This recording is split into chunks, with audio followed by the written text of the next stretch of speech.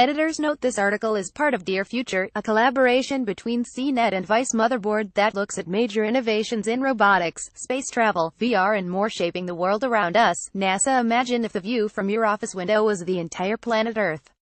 For entrepreneurs like Jeff Bezos, CEO of Amazon and founder of the spaceflight company Blue Origin, this is a future we should be working toward to reduce human pressures on our world, while opening up new habitats and employment opportunities for an all-Earth human community. The long-term vision is millions of people living and working in space, Bezos said in March at the Satellite 2017 conference in Washington, D.C. We need a spacefaring civilization. Such a large population of orbital commuters is not likely to be achieved for many decades, perhaps even centuries. But the groundwork is gradually being laid for this objective, and it's being led primarily by New Space, a catch-all term for the private spaceflight community. It's a very inspirational point in the private space industry where you are seeing SpaceX, Blue Origin, and other commercial space companies drawing some of the top engineering talent in the world, because of the allure of being part of something much bigger than yourself. Barrett Schlegel-Milch, president of the MIT Sloan Astropreneurship and Space Industry Club and co-founder of the startup Lunar Station, told me over the phone. That's something that I think is going to continue to rapidly accelerate as you see more successes, and as you see the first commercial astronauts going to space, he added. Much of the burden of crewed spaceflight is already being outsourced to companies like SpaceX and Boeing via NASA's Commercial Crew Program, and the startup Bigelow Aerospace has already road-tested an expandable habitat prototype on the International Space Station. Astronaut Kate Rubin's inside the Bigelow Expandable Activity Module beam, NASA Johnson. Moreover, astronaut training companies that specifically cater to commercial clients are beginning to crop up, heralding a shift in the demographics of human spaceflight. Only 554 astronauts have visited space as of October 2017, and the vast majority of them represent federal space agencies like NASA, Roscosmos, or the European Space Agency. They are selected based on their aptitude to complete the scientific and engineering objectives of those governmental organizations, and are also generally viewed as role models for their home countries. Commercial astronauts may be graded on completely different criteria, and their lifestyles and duties in space could vary significantly from those of the crews on the International Space Station ISS. Science fiction has already flirted with this distinction in films like Alien, which takes place on the commercial space freighter Nostromo, or Moon, set on a helium-3 mining base on the lunar surface owned by a company with unorthodox employee contract terms. Even the comedy Futurama, with its interplanetary delivery service Planet Express, is narratively centered on a commercial space enterprise.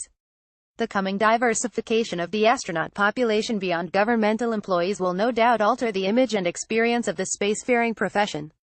Once emerging commercial space industries like space tourism or interplanetary mining start to materialize, it might be more common to see people with backgrounds in hospitality or industrial labor take to the orbital lifestyle, though commercial astronauts will still need to master traditional spaceflight skill sets such as basic emergency training in order to safely carry out their work in space.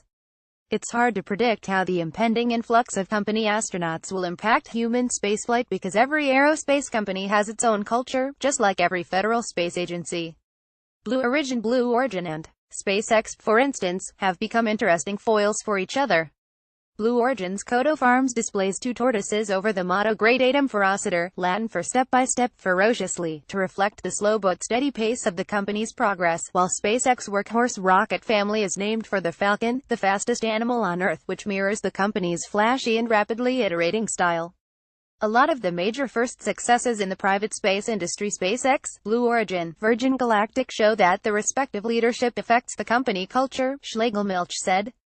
Different companies definitely have different tacks, approaches, and ways of inspiring their employees and other people about their mission. Schlegel-Milch did predict that regardless of their employer, future commercial space travelers would likely experience the overview effect, a term coined by space philosopher Frank White to describe the natural awe and humanist awakenings many astronauts report when seeing Earth from space. The phenomena is explored in White's book of the same name, which includes many interviews with astronauts. I asked White if he thought the overview effect might impact commercial astronauts or space tourists differently than astronauts working for federal space agencies.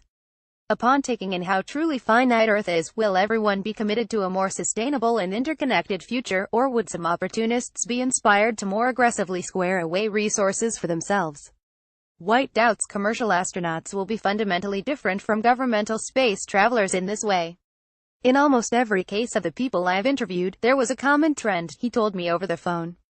Rather than becoming more territorial and defensive, they had more of an openness, and a sense that we're all in this together. However, human beings are very diverse, he added. I suppose there could be a different reaction. We really haven't heard about it, though. Today, many companies try to recruit the best talent in their industries with beautiful office views or cushy employee benefits within their building complexes.